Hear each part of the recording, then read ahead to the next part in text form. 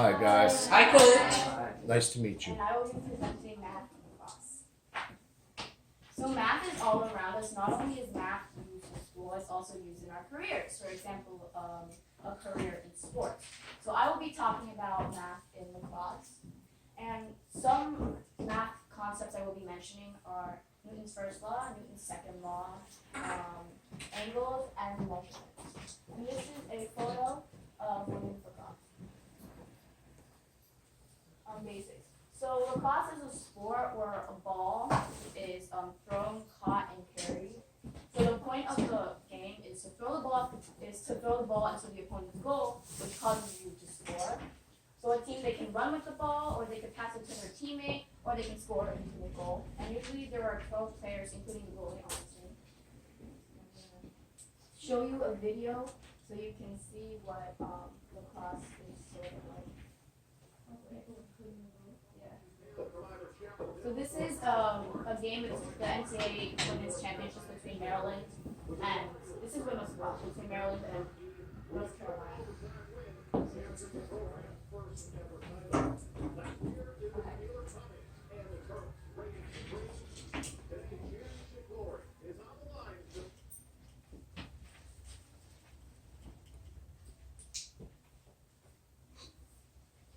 Cool. So each game is 60 minutes long, about 60 minutes long, with a halftime at the 30-minute mark. And in men's lacrosse, you're allowed a body check, which is where you hit the other person with your stick, or you can push them like that. But in women's, you're not allowed to, but you are allowed a stick check, which is where you hit the other person's stick with your stick, which causes the ball to fall out. Wait, lax stands for lacrosse. Yeah. Oh yeah, lax is lacrosse. And men's equipment is also different than women's equipment. That is body checking. No.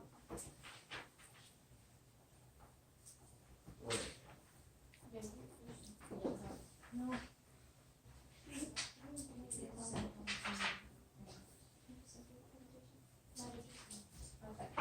Okay. Equipment. So women's lacrosse, you only need 3 things. You need your stick, you need goggles so you don't get hit in the eyes and get blind, and you need a mouth guard so your teeth don't fall out when you get hit in the mouth. But since men's lacrosse, you're allowed a body check, you need a lot more. Equipment. So you need the stick. You also need the mouth guard, but you also need gloves. So if you get hit in the hand with a stick, your hands don't hurt.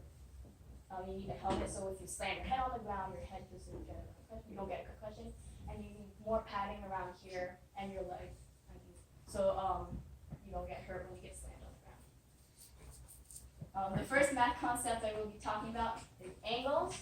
Angles are a big part of lacrosse because you have to throw the ball at the perfect angle to get it into the goal.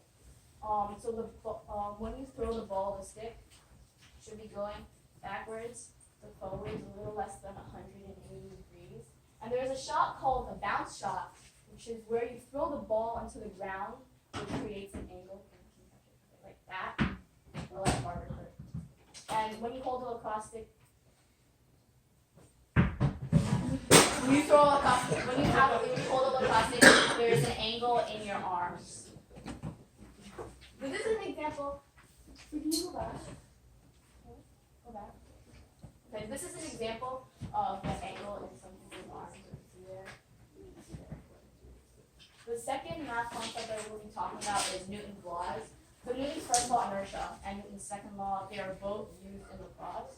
Newton's first law says that an object in motion stays in motion, and an object at rest stays in rest unless force is acting upon it, which means the ball keeps going until gravity pulls it down or someone catches it,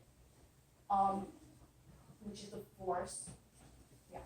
Okay. Newton's second, the equation for Newton's second law is force equals mass times acceleration. So if the ball is the mass, acceleration is made when force is produced. So when force forces the ball to go, acceleration is produced. Measurements? What? Okay. Wait, so in number 6 you said find the acceleration of 50 equals 1000 x. So 50 is force, and 1000 is the mass. So what's the acceleration? Oh, 1000 is the mass. So what's the acceleration? So 50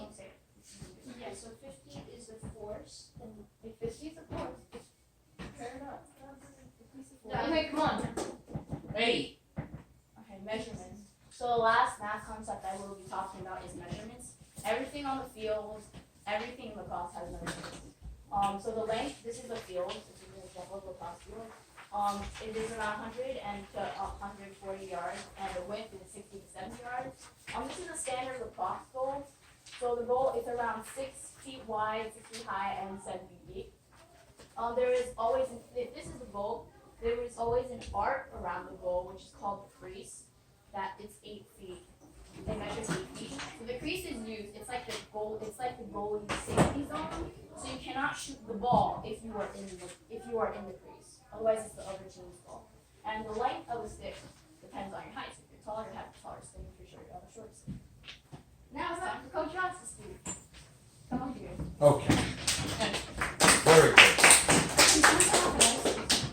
Like Bennett, taking the job. Oh, so I get the lights off? No, that's for the laser.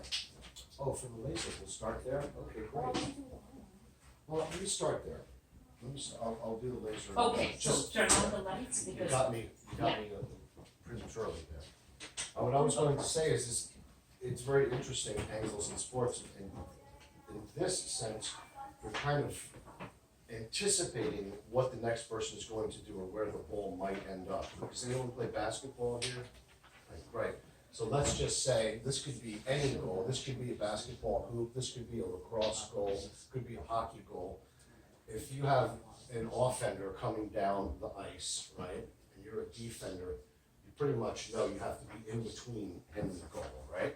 But if you have another offender coming, now what you have to do is you have to anticipate, well, where could this person end up, and this person, where would I then be?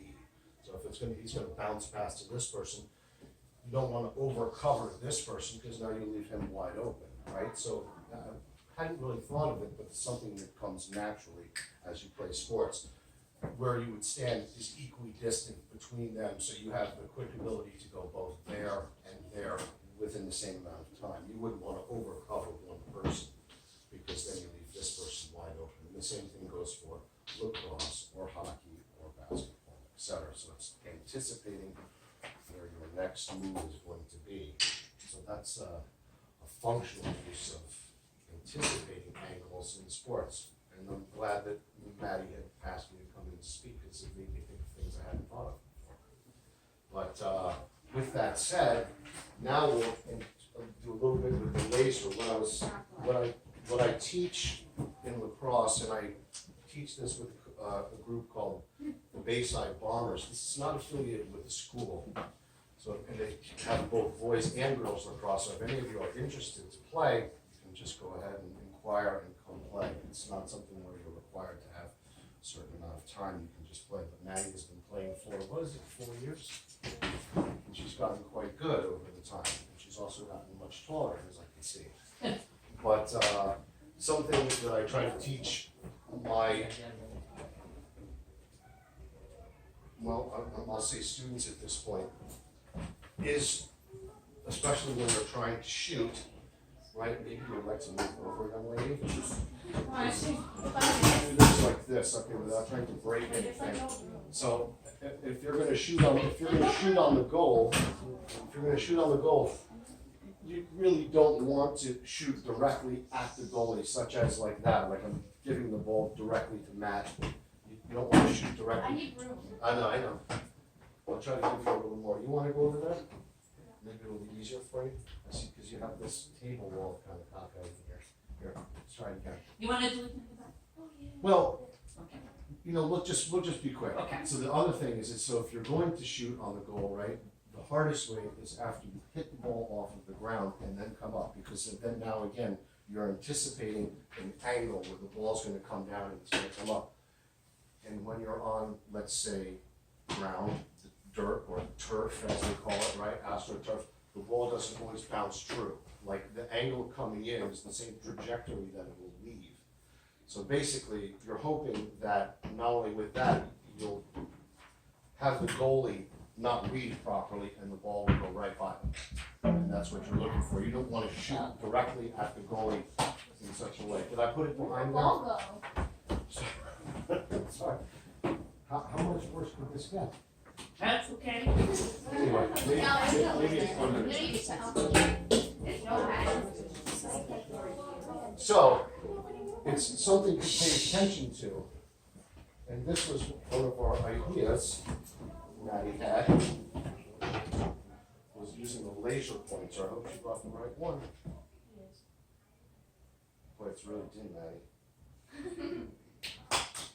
There we go. Okay. So, if I was shooting the ball at her, right, like this, I'll be hitting her right in the chest. You don't want to hit her in the chest because the ball is not going to go in the goal because it hit her, right? So the object is to try to get it by her, maybe either there or possibly over there on the wall, or you come off of the ground. You can see it where I'm going off the ground on the mirror. And this is where you anticipate where she might not be at the time. So if I go lower, you'll see how now the laser beam, you'll move over, move this way. There you go. See, now I'm hitting her in the legs, right? And the higher that I go up, the angle then moves up her body. So ideally what we try to do is you want to throw it almost like a foot away from her feet. So once it hits there, she's going to have a very hard time just judging where it's going to get. Again, it comes from anticipating where you're going to be next, or where you want the ball to be next. And it has to do with putting really to put math and angles together in your mind as you're using it. It's not something where you're going to sit down and put a protractor together and say, let's see, if I were going to throw at her feet when I get it in, it has to all be done in your head on the fly. So those are some of the things that I would mention about mathematics and angles. Across. That's it. That's what I have for you folks. I don't want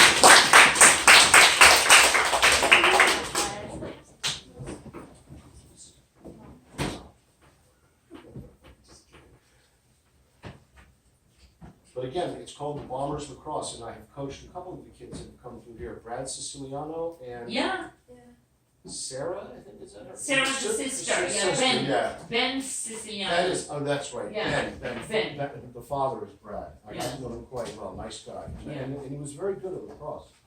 I'm sorry, you had something for me, you said? Oh, okay, very well.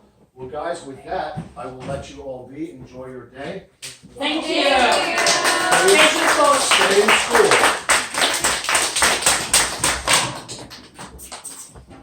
Okay, so the activity is to find the angles. Oh, I got to put up.